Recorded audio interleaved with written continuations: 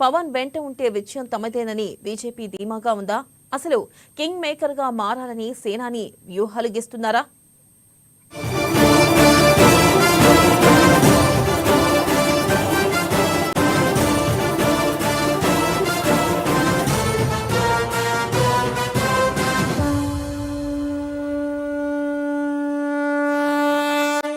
రాజకీయ రంగంలోనూ వెలుగుతున్న పవన్.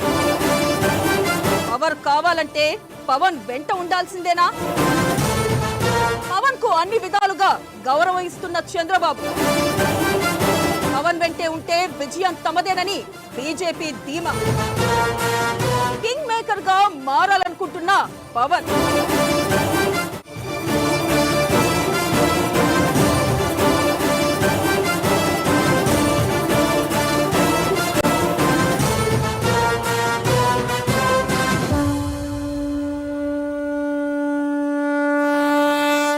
జనసేన అధినేత పవన్ పొలిటికల్ ఫామ్ లో దూసుకెళ్తున్నారు.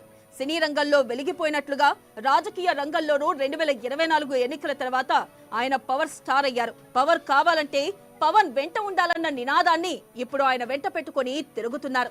ఇది ఆయనకు వెన్నంటి ఉన్న కాపు సామాజిక వర్గం కావచ్చు, అభిమానులు కావచ్చు, ఆయనకు జనంలో ఉన్న క్రేజు కావచ్చు. పవన్ కళ్యాణ్ పక్కన ఉంటే చాలు గెలుపు తథ్యమన్న భావన రాజకీయ పార్టీలో నెలకొంది.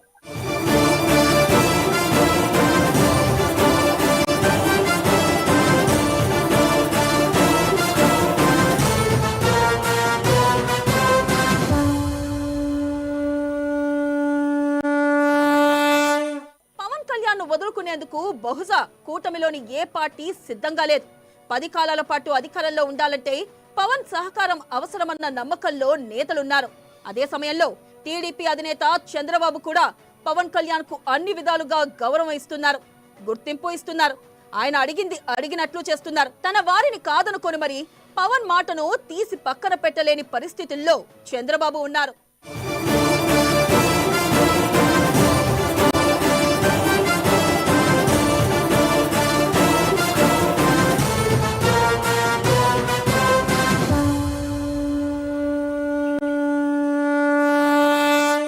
ఇటీవల 100 రోజుల పాలనా సమావేశంలోనూ ఎమ్మెల్యేలతో జరిగిన భేటీలోనూ ఇదే కూటమితో వచ్చే ఎన్నికల్లో వెళతామని చంద్రబాబు చెప్పారంటే పవన్ వెంట ఉంటే విజయం తమ వెంటేనన్న ధీమాతో ఉన్నారు.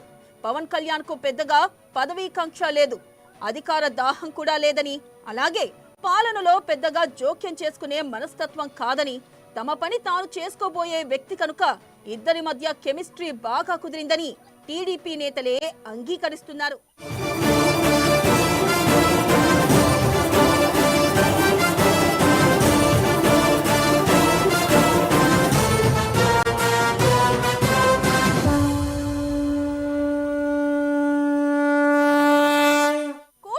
బీజేపీ కూడా పవన్ కళ్యాణ్ ను కేవలం ఆంధ్రప్రదేశ్ కు పరిమితం చేసి చూడడం లేదు. దక్షిణాది రాష్ట్రాలకు తమ పార్టీకి ముందు భవిష్యత్తు నేతగా భావిస్తుంది. అందుకే పవన్ కళ్యాణ్ కు బీజేపీ కేంద్ర నాయకత్వం అంత ప్రయారిటీ ఇస్తుంది. పవన్ తరచూ ఢిల్లీ వెళుతూ ఆయన ప్రాతినిధ్యం వహించే శాఖకు మాత్రం నిధులు దండిగానే మంజూరు చేసుకుంటున్నారు.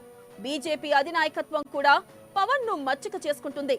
మరోవైపు పవన్ కళ్యాణ్ కూడా వ్యక్తిగతంగా బీజేపీ కంటే మోదీ, అమిత్ షాలకు వీర భక్తుడుగా నిలిచారు.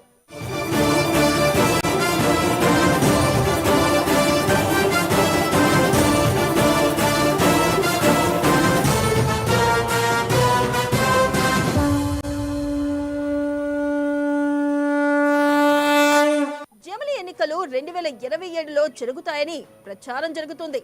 అదే జరిగితే పవన్ కళ్యాణ్ పంట పండినట్లే అని చెప్పవచ్చు. మొన్నటి ఎన్నికల్లో 21 అసెంబ్లీ నియోజకవర్గాల్లోనూ 2 పార్లమెంట్ స్థానాలకే పరిమితమైన జనసేనాని ఈసారి మాత్రం అంతకు రెట్టింపు స్థానాలను కోరే అవకాశం ఉంది. అందుకే జనసేనలోకి పార్టీ నేతలను చేర్చుకుంటున్నారని అంటున్నారు. టీడీపీ నుంచి కూడా పెద్దగా ఇబ్బంది ఉండకపోవచ్చని అంటున్నారు. కనీసం 50 స్థానాలకు పైగానే ఈసారి పోటీ చేయాలన్న ఉద్దేశంతో ఆయన ఉన్నారని తెలుస్తోంది.